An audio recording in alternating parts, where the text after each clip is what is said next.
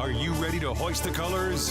Now, time for the most in-depth look at the world of ECU athletics. Welcome in to Hoist the Colors with your host, Stephen Igo on 94.3 The Game. Watch the show live on Facebook and at 943thegame.com. Now, here's your host, Stephen Igo. Welcome in. It is Hoist the Colors on a Monday, brand new week, the final day of March. We're live on YouTube and Facebook. If you got a question, a comment, a concern, drop it in the chat. Throughout the next hour, we'll get to it. But we've got a lot to get to. Here in a couple of minutes, we're going to be joined by head coach Cliff Godwin. Patrick Johnson and I caught up with him this morning to recap the sweep over Rice. Long trip back from Houston, Texas, but the guys are back. Mustache March, final day to raise money for ALS and to fight and strike out ALS, obviously a horrific disease that has impacted so many, including ECU baseball. Make sure to check out the link on our social media pages to get to that final day for Mustache March. We'll be joined by Cliff Godwin here in a couple minutes. We'll lead today's show with Philip Pilkington. Philip and I will be joined by Joe Sampson later. We'll get into the Yankees' new bats that are causing some havoc across the league as they are, shaving off parts of the bat and making the barrel bigger. Technically legal, but we'll get into that in a little bit.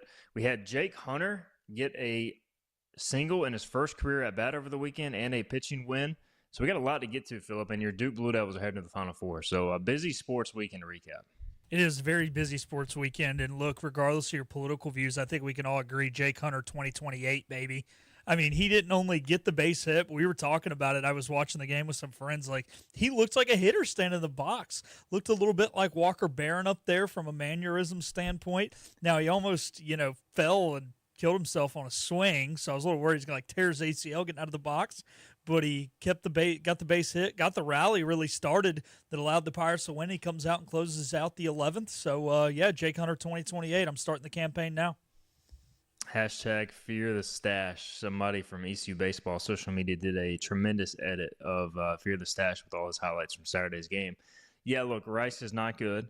I did think they played better with the coaching change. David Pierce taking over as head coach, former Texas coach. They look like they were at least engaged. They still have a talent issue at Rice, but they pushed ECU all three games. And it's one of those things where the Pirates found a way to win. Lane Smith says in the chat, great sweep, have to keep pulling these conference games out. But in all honesty, we're still very inconsistent. Glad we got three big wins.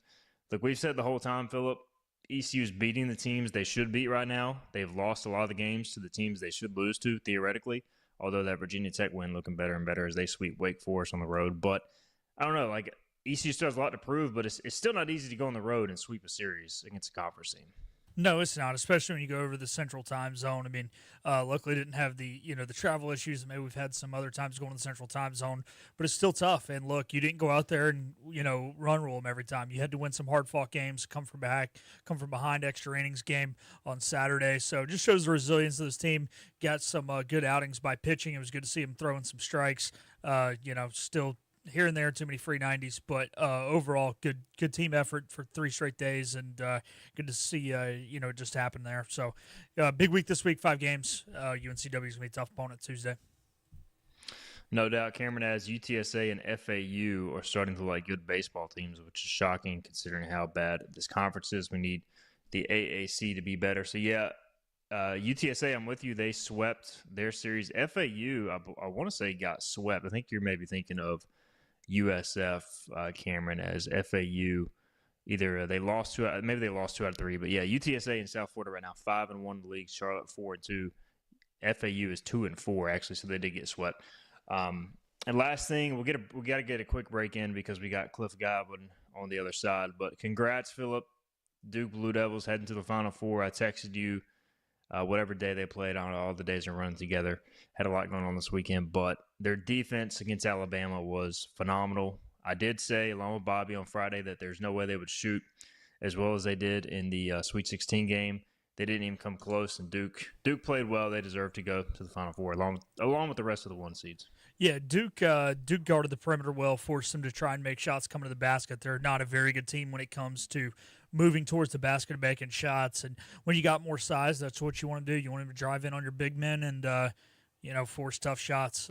Duke got away with being able to play physical in that game. It was not nearly tightly as called as much as the Duke Arizona game was. So I definitely think the officiating played into Duke's hand as well. But hey, using their weaknesses against them, having the officials go your way, there's a recipe for a victory. So gonna have to speed up the pace against Houston. Houston's a tough physical team. You're not gonna be able to out physical them. You're gonna have to outrun and gun them. So that's what makes Duke dangerous. I think they can speed up the slow teams, slow down the fast teams. They're gonna have to do the exact opposite to beat Houston that they did to beat Alabama.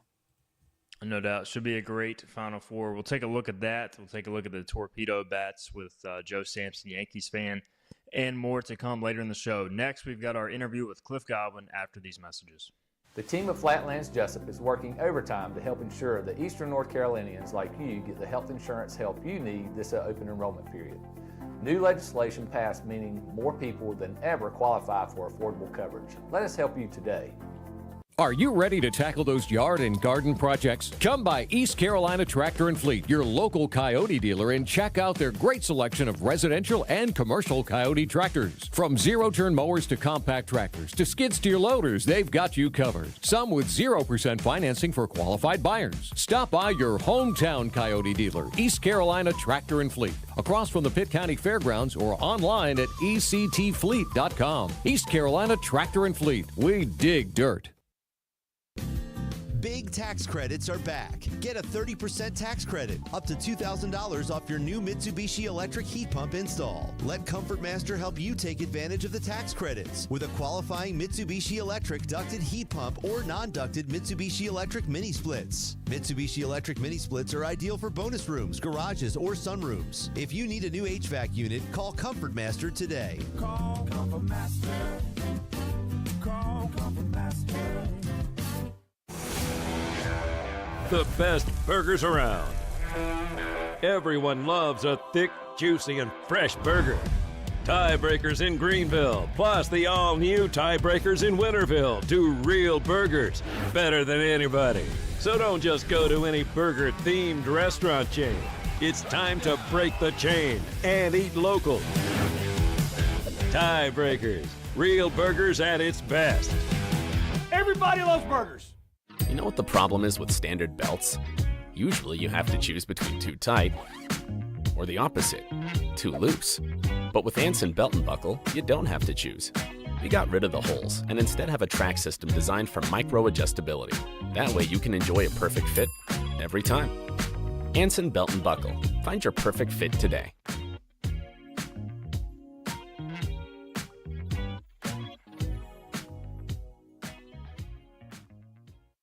Healthwise Pharmacy rounds the bases with all of your infusion, retail, compounding, and medical equipment needs. Locally owned and operated by pharmacist Marcy Parker, Healthwise has grown to be your most trusted provider for infusion services. Currently providing in-home or on-site infusions in North Carolina, South Carolina, and Virginia. Visit Healthwise Pharmacy at 615B South Memorial Drive or call 252-295-0059 to speak to a patient service representative to find the option that best suits your needs. Tired of the 1-800 numbers advertising Medicare products? Flatlands Jessup has 6 offices all throughout Eastern North Carolina. Get face-to-face help from our local award-winning licensed team. Stop by today. Flatlands Jessup, your whole world covered. Here there be pirates. Back to Hoist the Colors with Steve and I Go. How good is this on 94.3 The Game? It is our weekly visit with head coach Cliff Godwin. Pirates coming off a 3-1 week, falling at Duke midweek and then sweeping the Rice Owls, now 6-0 in the American Athletic Conference. Steve and I Go here, Patrick Johnson alongside, and Coach Cliff Godwin is with us. And Coach, we'll start just kind of with an overview of the week. Obviously, great to get a sweep, especially on the road. Always tough to do. And how would you kind of look back at the week that was for ECU baseball? The Duke game was a hard-fought game. I thought our guys were ready to play. We come out, we score 2 runs in the first inning at Duke, and things are rolling. And then we walk the first 2 guys, and then we lose a pop-up in the lights, which just bad timing. You got the 2 walks where you can't, miss a ball in the lights if you're going to walk 2 guys. And so that just, made it more difficult for us to overcome. And Duke's obviously good. And I thought our guys battled back, and it was a really tight game, very competitive game, emotional game. And we fell up short. So I thought we went to Rice, and we had a great practice on Thursday. Friday night was pitcher's duel. I mean, Rice's Friday night guy. He got really good stuff. I mean, I would say he might have the best professional stuff of anybody in our league. Fastball's up to 96. He's got a really good slider, good changeup. And we were able to scratch out enough runs off him, and Norby was really good. And, Brad Pruitt was really good as well. So we get the win. Saturday, I thought we played terrible for the first 7 innings. I thought we looked tired. I thought we looked hot. Plus, we had Rice's football team over our dugout just completely crushing us and for 7 innings, and I thought that affected our guys as well, which they did a really good job of throwing us off our game. And, we had a little spark in the 8th inning, and then, our guys fought back, and then, Jake Hunter pitches great, and I was not going to take Jake Hunter out of the game because – I knew if we went to maybe another guy in the bullpen that we would not have the success on the mound probably that Jake could have, and I just wasn't willing to take Jake out of the game in that pinch hit at bat. And it worked out for us, and we were able to score 2 runs, and then Jake strikes out the side. It was a pretty hilarious moment.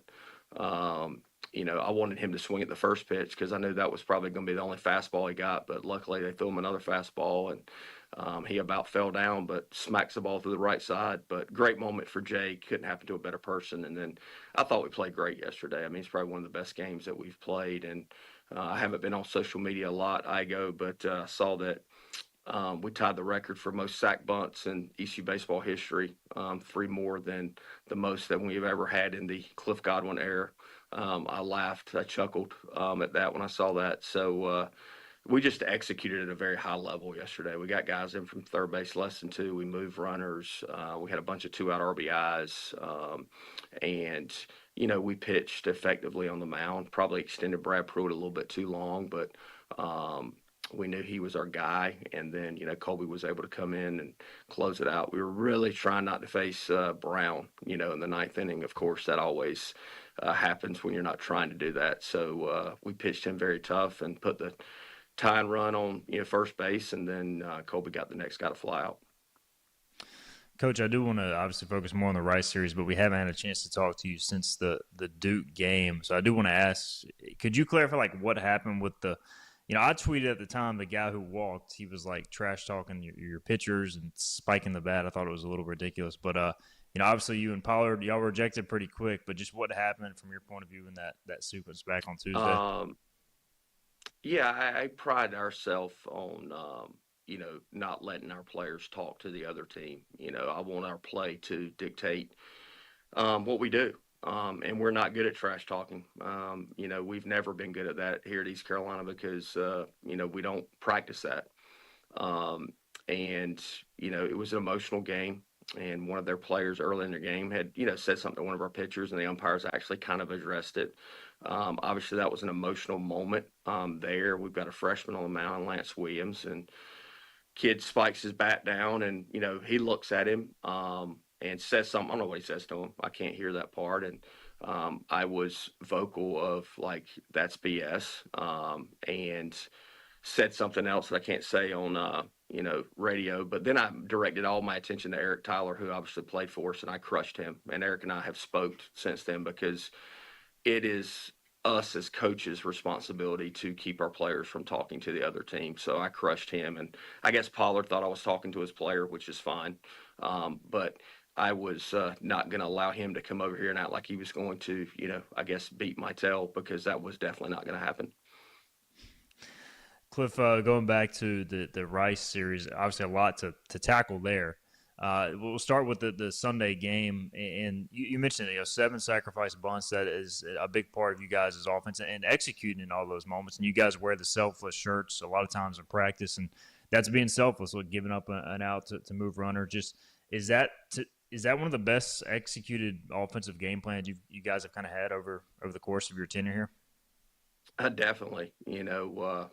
I was messing around with Drew Downs after the game in the dugout, and, where Jeff could hear it, I said, hey, when Jeff teaches a bunting clinic, he's going to show the videos of your bunts today, of how your head was behind the baseball and how you were so dialed in and just executing and putting the bunts in this spots they need to be in, because a lot of times they're crashing from one side of the field, so you have to get the bunt down on the other side of the field, and Drew did a great job of that.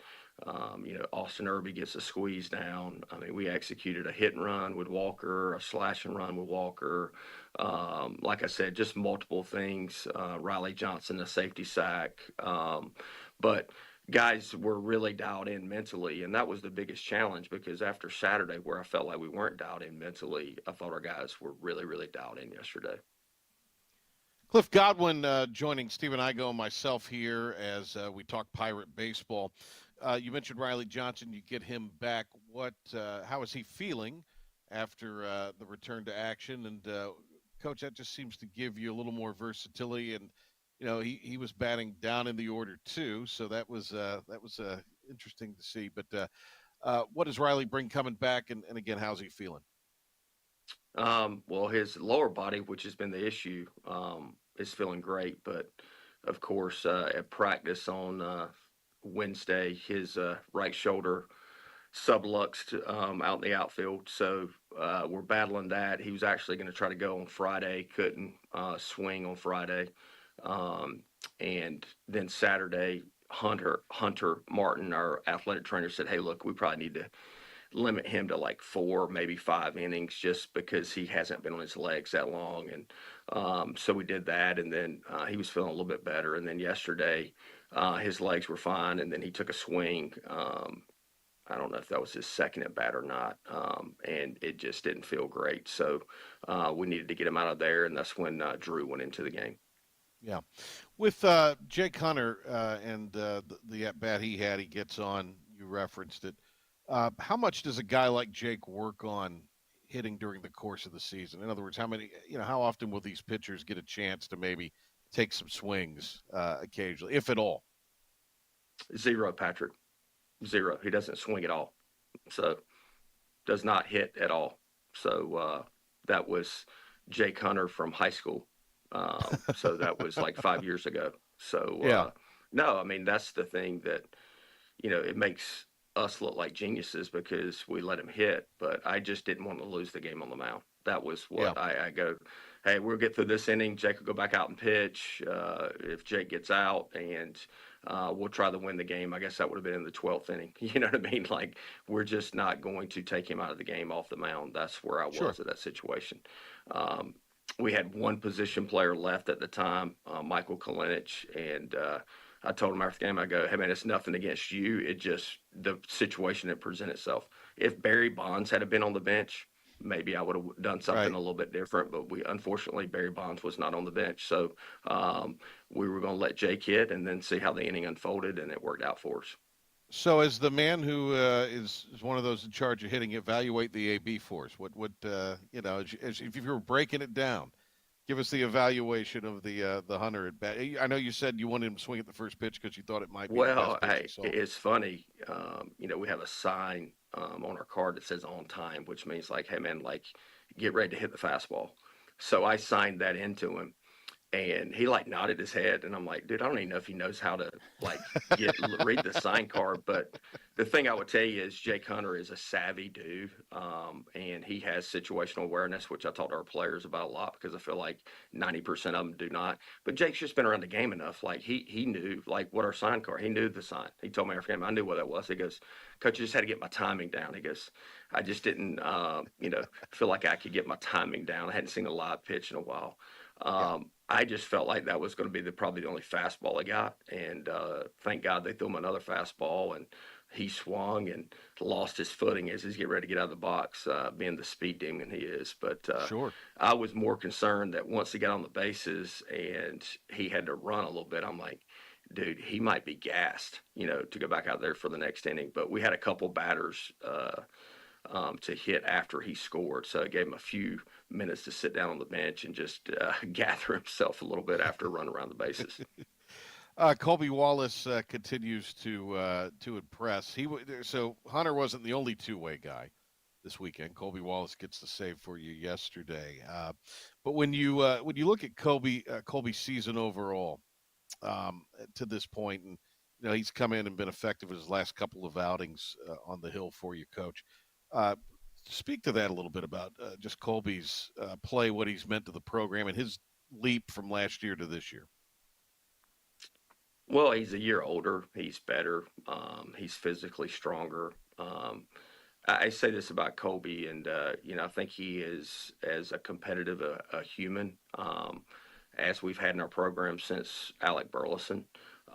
It's more of a quiet competitiveness than Burley. Burley was more, boisterous, and you could see it, probably emotionally on Burley a lot more.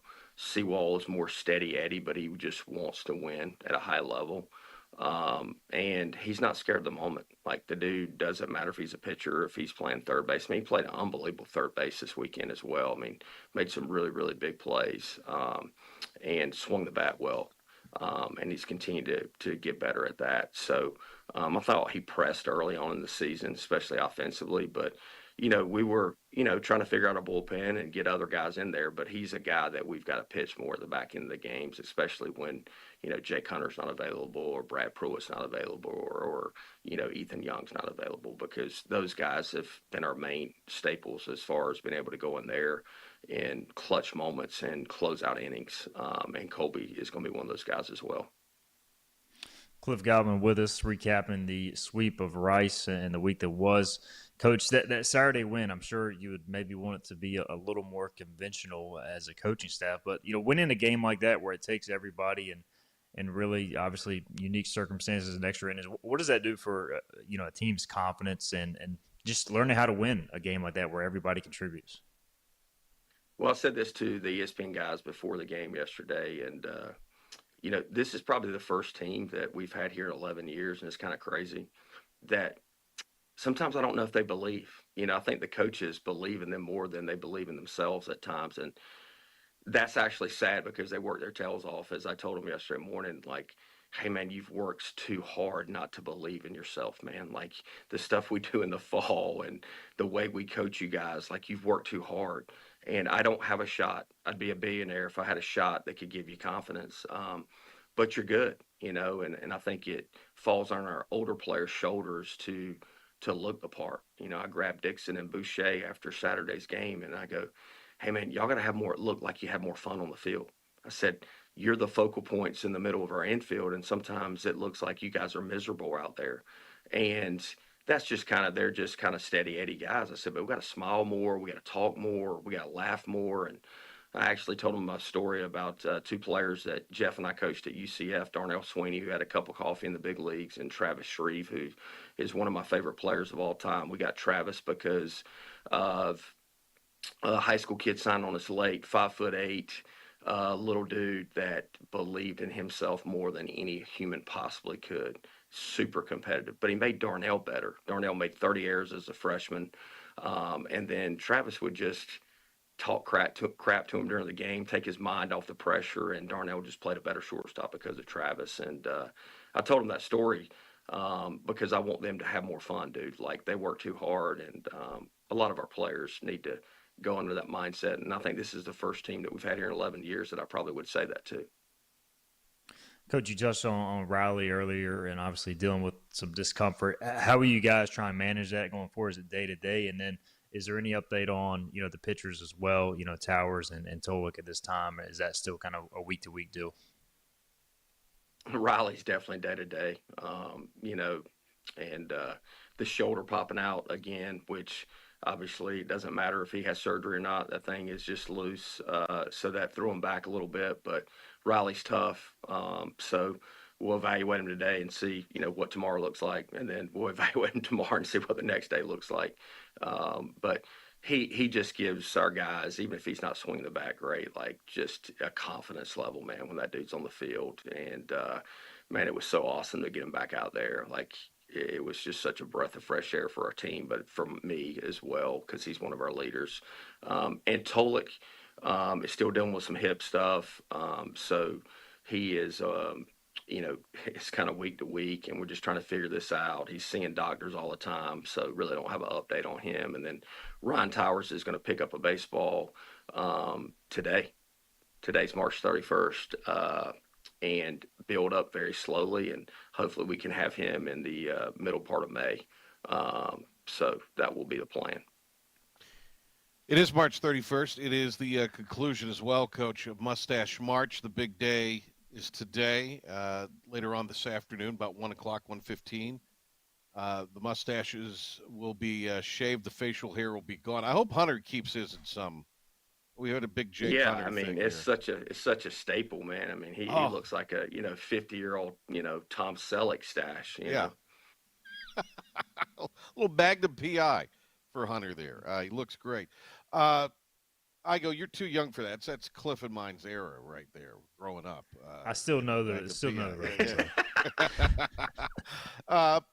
But a lot of money. And look, people could still get, if you're with us live on this right now, you can still get in on this. And how do people do that, and what is planned for today? And who goes first on this Mustache March? I think Bailey and I usually, shave each other's off to start with, and then the players will kind of knock it out. I don't know if you guys can share that link I sent to you guys at some point in time, but there's a link you can donate to. I think Igo said that we're like 83% towards our goal.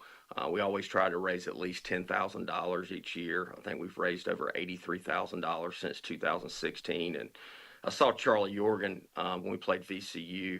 And, it was really his idea, because he came in my office one day and he said, "Hey, Coach, what do you think about Mustache March?" And I was like, "Chuck, no, absolutely not. Like, why would I do that?" And I was just like, "I will only do it for a great cause." Well, Charlie, being such a smart dude and wanted to make this happen, he comes back in my office the next day and he goes, "Hey, Coach, how about if we raise money for ALS?" And I was like, "That sounds awesome. You got me." So Charlie Jorgen's, started something. Probably his original idea was just to have fun, and we've raised over $83,000 since then. So I appreciate Charlie Jorgen just coming up with that idea. And we'll get that up on socials. Just forwarded that to our team, so we'll definitely have that. I'll put it on I'm sure Igo will put it on his. 2 people will see it on mine, a gazillion on Igo. So that's the beauty of Stephen Igo involved with this. The world stops on social and digital. Well, Patrick, Igo's got all the scoop about everything. Like he knows does. all. I mean, he's like, he's inside the dugout, most of the times. I mean, he knows what's going on, even I don't always tell what I know, though. I kind of wish I keep got that ground access. to Igo. I just kind of keep, I'm under the radar. I don't, I got out of that business a long time ago. All right, week ahead, UNCW tomorrow. So that obviously brings its own unique twist to things, and you're going down there, and that's always been an interesting game down in Wilmington. They're always interesting games. That game in Wilmington, it's been a little bit of everything over the years during your tenure down there. So you've seen them once already, obviously a couple weeks ago in Fayetteville. So the second game of the 3 that'll be played this year between the 2. So just thoughts on that going into that one, Coach. Well, I hope we show up and are excited to play more than we were in Fayetteville. And, UNCW is much better than what the record is. I would tell you guys Rice is much better than what their record is. I can tell you that for sure. And David Pierce will get those guys going. They're playing better already than what the record is. But it's a rivalry game. This will be a hostile environment, tomorrow night. UNCW really hates us, so that always, allows them to play at their best. And, I want our guys to want to go out there and compete, and it'll be a great opportunity for us to compete against a quality opponent in a hostile environment. Hopefully we'll handle it a little bit better than we handled Saturday, even though there wasn't a lot of people there. I told you the football team heckled us, which was pretty comical for about 7 innings. So until we actually started scoring some runs, but it's good. It's good for our guys, a good test for us. Obviously we got a busy week this week, so today is an off day, and they'll get their bodies recovered, and we'll be ready to roll tomorrow night. Hey, Coach, thanks a lot. Great to have some time with you here, as it always is. Cliff Godwin and the Pirates and at UNCW tomorrow, part of a 5-game week. Coach, appreciate the time. Oh, thank you, guys. Appreciate it. There's our chat with ECU head coach Cliff Godwin. We will be back with more. Joe Sampson will join us after this to talk MLB, the Yankees torpedo bats, and also we'll look ahead to the Final Four after this. Hey, it's Jim Wells again. with Wells Roofing and Gutters here in the beautiful community of Lindale, Bedford. At Wells Roofing and Gutters, we believe in quality first, and that's why we use CertainTeed shingles, which are manufactured in Oxford, North Carolina, a local company. In the event you ever do have a claim or a problem with your roof system, they're local and they come and take care of us in a timely manner. We could leave off some accessories and we could certainly save money, but we believe at Wells Roofing and Gutters in installing the correct way per manufacturer requirements, and we warranty your roof both in-house and also with our supplier, who is CertainTeed. For a job Wells done, no shortcuts taken, and a good quality job on your home, give us a call today, 252-227-8403. We also offer financing, 12 months, no interest, no payments. This is about you, your family, and the health of all who live in Eastern North Carolina. This is about the transformation of a health system into something more powerful and more human, about creating new ways to treat disease and keep you well. This is about ECU Health, which is to say, it's really all about you. ECU Health. Minds, hearts, purpose. You have a choice when you invest in insurance, and when you choose First State Insurance Advisors, you're working with people you can trust. Clark Stallings has deep ties in the community. His team, including Keaton Smith, Regina Asby, Phil Leyva, Max Joyner Jr., Max Joyner III, and Ginger Smith, provides knowledgeable and professional advice. First State Insurance Advisors is an independent insurance agency. They offer all types of personal insurance as well as various types for business. Call or email First State Insurance Advisors today. We want to be your trusted choice agency.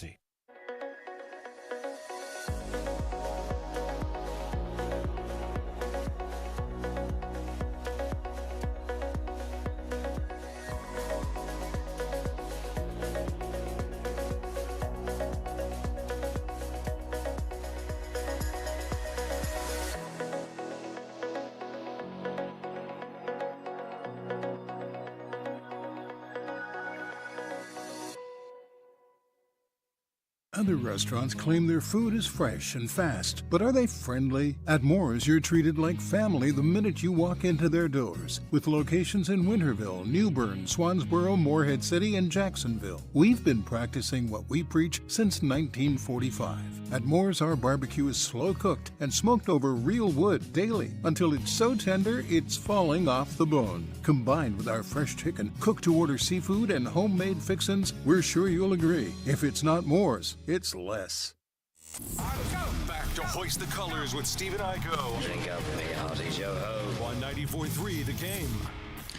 All right, welcome back in. Hoist the Colors on a Monday. It is the final day of March, March 31st. Again, be sure to, if you can, give to Mustache March. Check out our links, 94.3 The Game, along with a tweet out from our personal account at Stephen Igo, the link to Strikeout ALS, ECU Baseball, raising money for a great cause, obviously horrific disease, and Pirates continue to try and strike it out.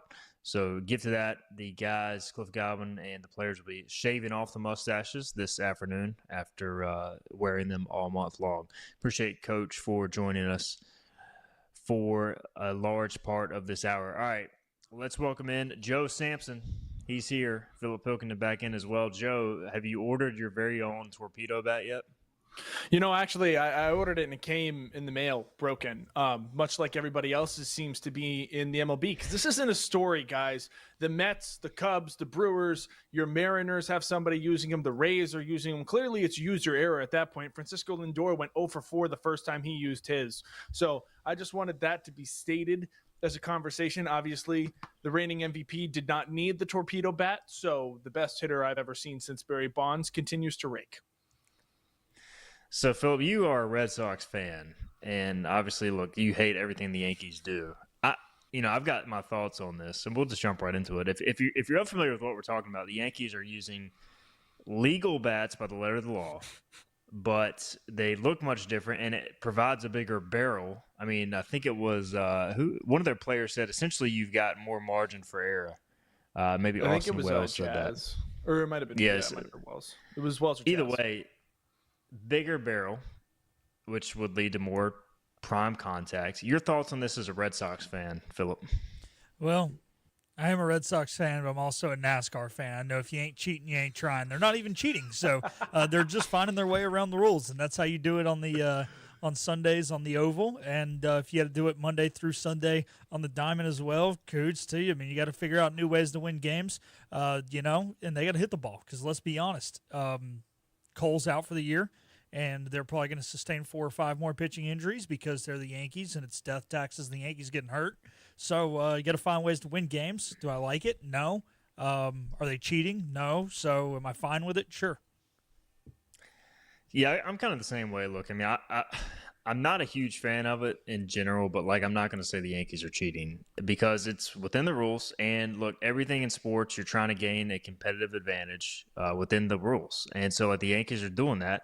And it's also not it's not the Yankees are carving up the bats. They are now they're doing the research to. I was reading an article this morning, like Austin Wells, like they specifically designed or came up with the design of where to put the most of the barrel to meet his swing, which is like kind of genius if you think about it.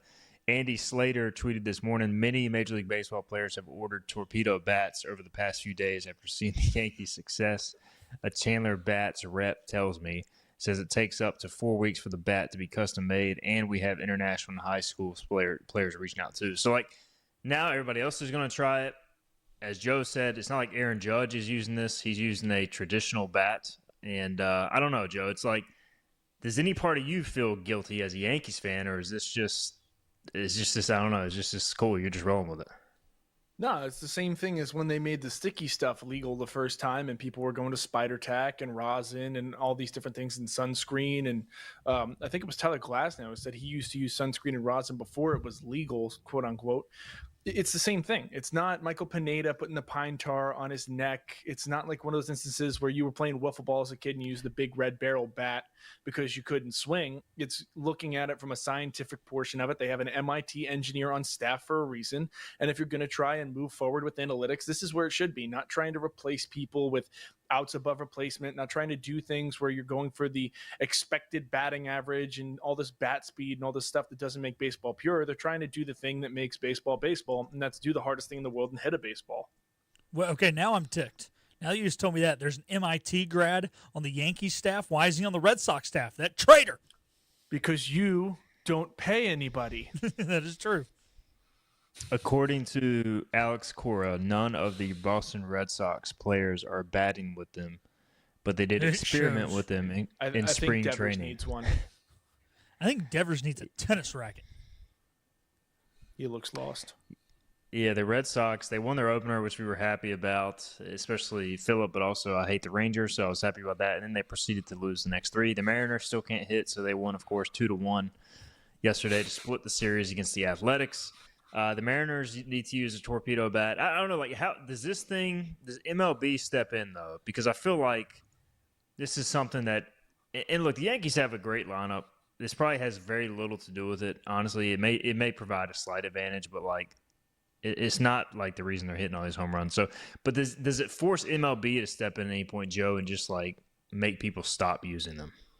I think if you wind up with the multiple instances of the 20-run games again, of the 9 home runs, and that becomes the rule as opposed to the exception, yeah, they're going to step in. They're going to have conversations. Same with the pitching. I mean, when the offensive numbers went down when they first introduced spider tack, there was a big crackdown on banning the sticky substances. When it came to the Yankees and the Red Sox and the Blue Jays trying to steal signs the way that they were, not the way that the Astros did, which was proven through the CCC TV scandal, it was the same thing. Then it was cracked down on that. Then it went to PitchCom because we were having the issues with the sign stealing. It's part of the evolution of the game. I'm not saying it's a steroids thing where all of a sudden whoever uses it is going to become faux pas and be held out of the hall indefinitely.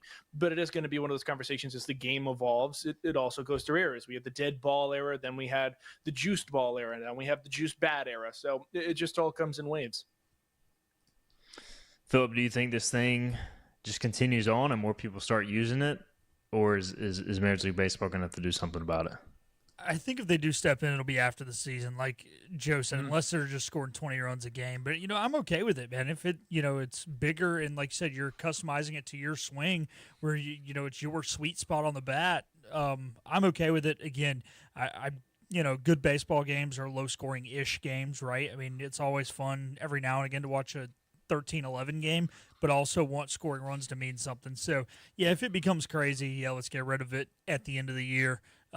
If it doesn't become crazy, then, hey, this is just how the game's evolved, and so many things have changed over the years, and this can just be one added to the long list. So we'll stick with talking baseball. We'll move away from torpedo bats for the time being. We'll go over – I'm kind of putting you on the spot here.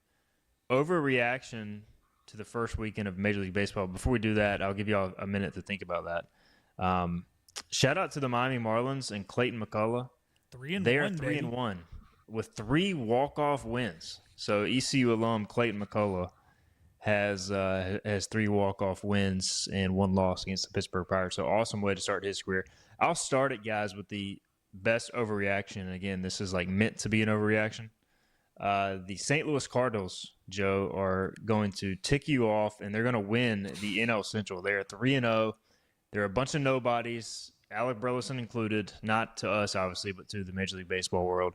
They're going to find a way to win that crappy division. Joe, your overreaction to I love how we say a bunch of nobodies, and they have a former MVP in Nolan Arenado still at third base. But yeah, he's washed though. Not saying he's not. No, just yeah. Do you have any overreaction to Week 1? They're also the fattest team in baseball, but that's just by weight distribution to height. I think the Rays are a lot better than people thought they were. They get hits in certain positions. Obviously, their bullpen's always stacked, so I think they're going to be a threat, especially in the AL East. The Red Sox are going to figure it out. I know everybody's overreacting, even as a Yankees fan. I'm not going to go numb to that. The Red Sox are going to figure it out. It's going to be a hunt. All of a sudden, you're going to be in a 3-game lead or a 1.5-game lead for that second wild card spot when you get into July and August and those dog days of summer. That's what's going to happen. They just need to get warm and figure some things out. What's really surprising to me, the A's might be something, guys. It's kind of terrifying to say. Luis Severino looks like the old Luis Severino. If you can keep those games within 3 runs, Mason Miller is Mason Miller. We knew that last year. People were trying to trade for him with 6 years of club control. They're going to be something. They're going to find a way with cheap guys, with a ton of prospects in that organization that are ready to come up and play because they didn't go spend money in free agency. And they're going to try and build so that they can attract people when they move to Vegas. I think they're actually set up for something in the future. Terrible owner, but still. That's disgusting to think about, the A's, who by the way, aren't even claiming a city this year. They're just the ATH because Sacramento wouldn't claim them. But there's a patch on the jersey, guys. I don't know. This is Sacramento patch on the jersey. What do you think about overreactions on this Monday, Phil, about Major League Baseball?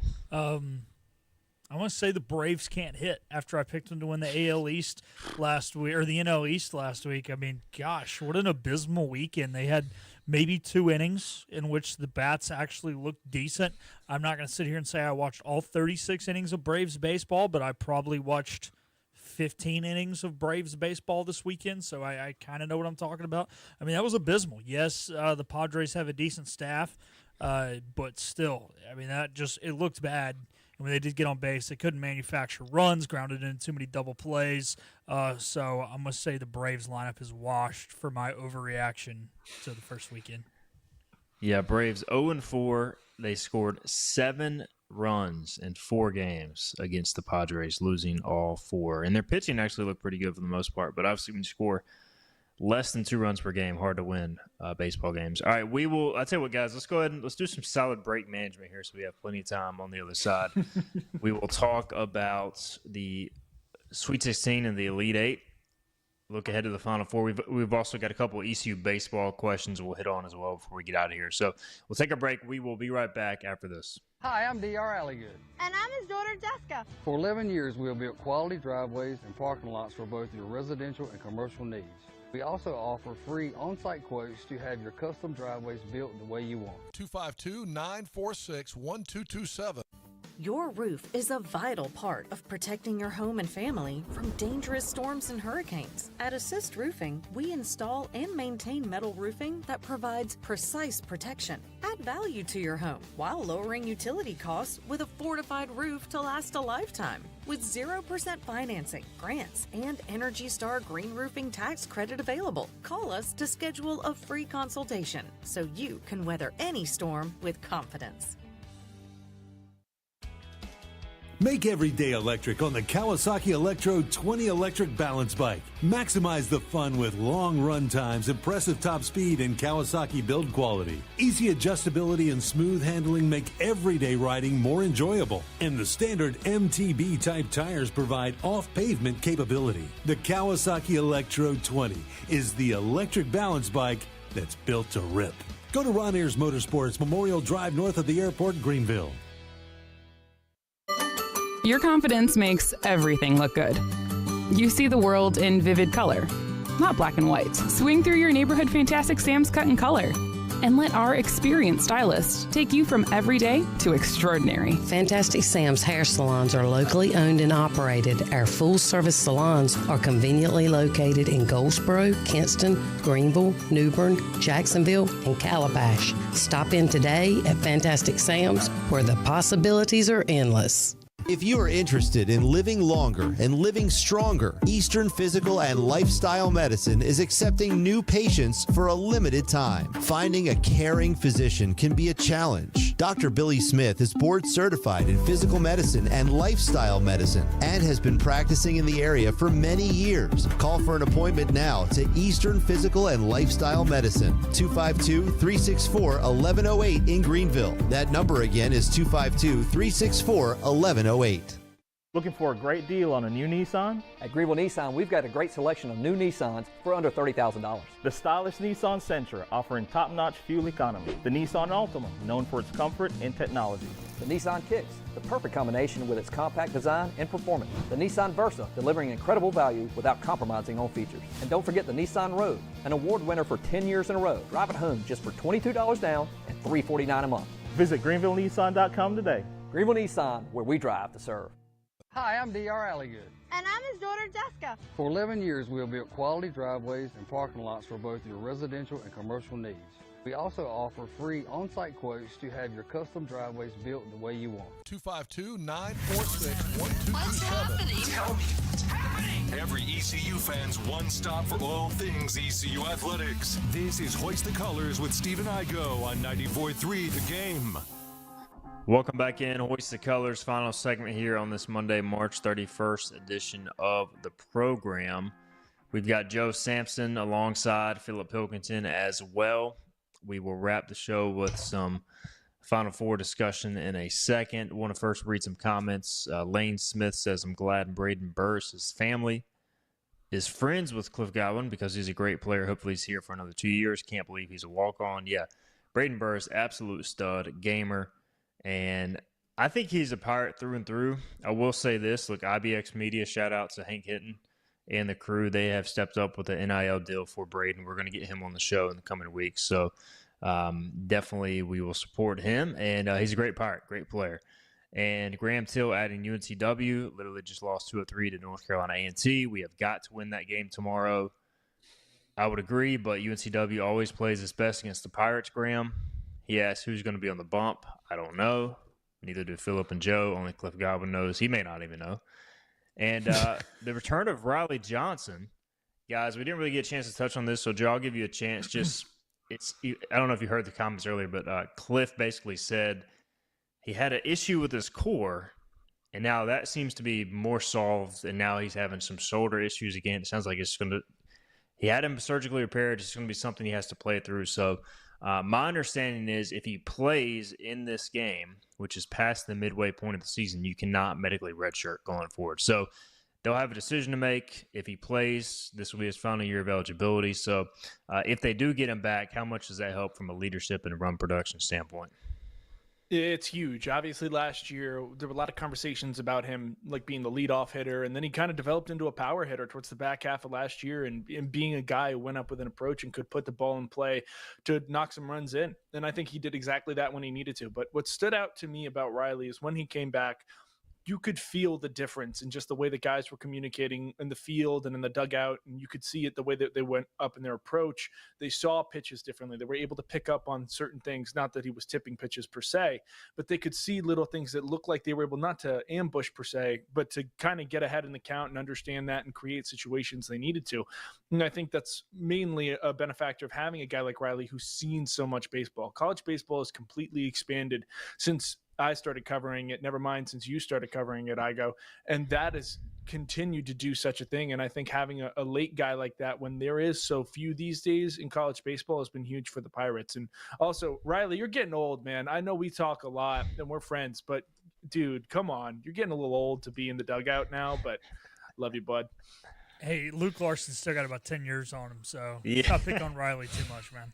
Hey, the newest Villanova punter. You gonna be watching any Villanova football this year, Joe? I don't even know if they stream it. Yeah, probably not. The Final Four, guys, is set, and it is an all chalk Final Four. How do we feel about this, Philip? I know you're happy about Duke, but like as a basketball fan, is this good? Is this bad? Look, it's cool when Cinderellas make it, and sometimes they do win a game, make the national championship. Think of those two Butler teams that did make it. But, we say it's a chalk Final Four because it's all ones. But how many years is it like 2 1s and 2 2s? I mean, by the time you get to that, you're looking at the best 4 teams roughly in the country. And that's what you got. You get the best 4 teams via KenPom. So, yeah, it was all chalk that first weekend. But really, I thought it was a pretty exciting second weekend. I mean, not the most exciting we've ever seen. But, you kind of got mixed feelings about it. But at the end of the day, it should be 2 good games, or 3 good games, really. And you just hope it's exciting from a neutral standpoint. What about you, Joe? Without a dog in the fight, how are you feeling about this all 1 seed Final Four? How much time we got? As much as you want. Well, technically 5 minutes. The problem is, I would love to sit here and say that it's been great basketball and that because the better teams were winning, They're not. They have absolutely destroyed college basketball in the last 3 years. And not just because of the NIL, not just because of the transfer portal, the type of basketball that's being played. I watched Duke the other night when they were playing Alabama. Nobody rotates on defense anymore. Nobody drops on the screen to try and roll with the guy when he's going to the post. And nobody's going to the wing to kick out the guy when they need to and box him out on a rebound. That's the problem. You got teams shooting 22 threes a game. You got another team that went 8 for 13 at one point, and then in the second half went 2 for 36. That's my issue. It would be great if it was just great basketball all around and these better teams were the better teams because they had better players and better coaches. It's not.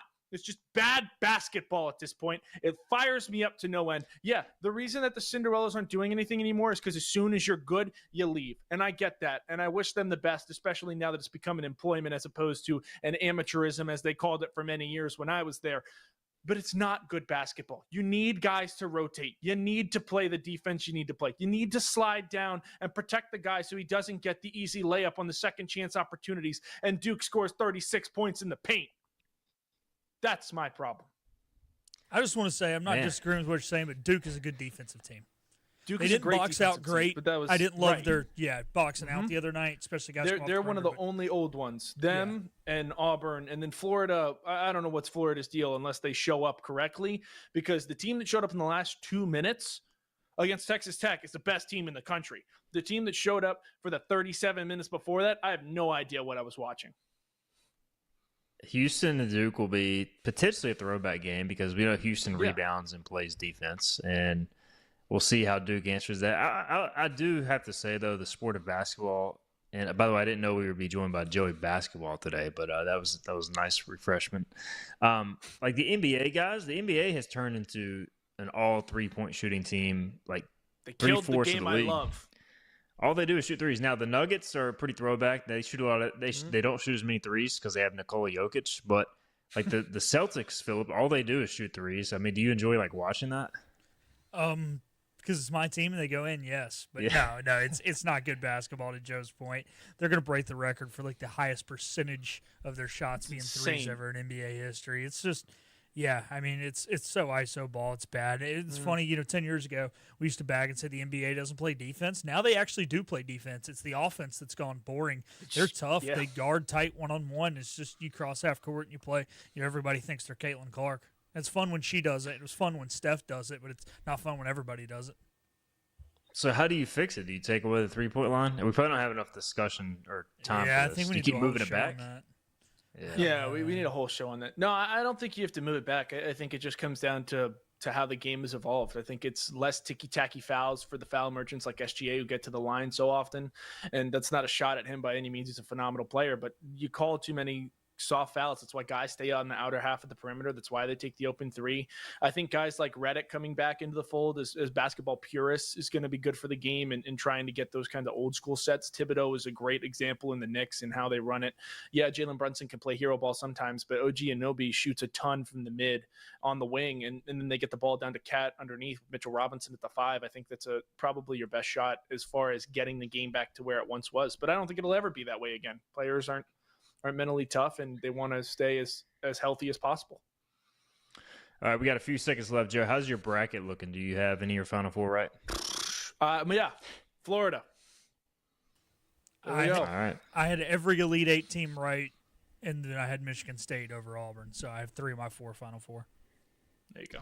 I had Michigan State over Louisville. That turned out to be bad. And I had Duke in this spot because I have them in the championship against Florida, but I had Tennessee beating Houston, which was also incorrect by a long shot. I had Kentucky beating Tennessee and then Kentucky beating Houston. Stuff wasn't bad. All right, we are out of time. Joe Sampson, appreciate you, man, for hopping on. Hey, always, guys. Always a pleasure. We'll talk to you next Monday as well. Philip Pilkington, thanks to you, as always, for doing everything and telling me how to take a break. It was fun. It's always fun when we enjoy football. Love you guys. No doubt. We'll be back tomorrow, 12 noon. We'll preview UNCW. Y'all take that off air, please. We'll preview UNCW 12 noon tomorrow. See you then. Hoist the colors with your host, Stephen Igo. Tune in weekdays at noon for all things ECU sports. Get a recap of the show at 943thegame.com on